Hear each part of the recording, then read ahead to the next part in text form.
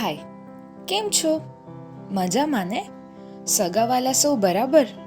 ના, કેમ કે આપણે છેલ્લી વખતે ક્યારે આપણા વાલા કે આપણા કોઈ ખાસ વ્યક્તિ સાથે થોડો સમય પસાર કર્યો હોય, જ્યાં તમે એ વ્યક્તિ બદલ શું ફીલ કરો છો એ એમને જણાવ્યું હોય.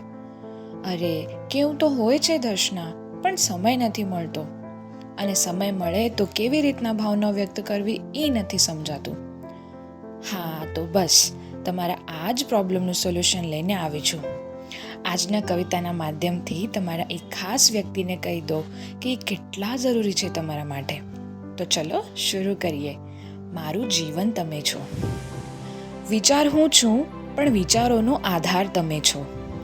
વિચાર હું છું, પણ વિચારોનો આધાર તમે છો. શબ્દ હું છું, પણ શબ્દોનું જોડાણ કરતી મારી વાર્તા તમે છો. પંક્તિ હું છું. પંક્તિ હું છું, પણ પંક્તિઓને પૂર્ણ કરતી સુંદર કવિતા તમે છો.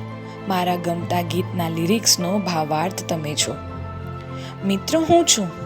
મિત્ર હું છું, પણ મને મિત્રની ઓળખાણ કરાવનાર મિત્રતા તમે છો. હું તો માત્ર મુસાફિર છું. હું તો માત્ર મુસાફિર છું. મારા જીવનને સાચી દિશા દેનારા માર્ગદર્શક તમે છો. પ્રારંભ તો હું છું જ. પ્રારંભ તો હું જ છું, પણ અંતે આપણા બંનેમાં રહેનારા તમે છો. ફક્ત તમારામાં જ નહીં, ફક્ત તમારામાં જ નહીં, મારી હરેક જીવન ઘટનાનો સાર અને વિસ્તાર તમે છો. અંતે મારું જીવન તમે છો. મારું જીવન તમે છો. કવિતા ગમી હોય તો મોકલી દો એમને અને કહી દો કે મારું જીવન તમે છો.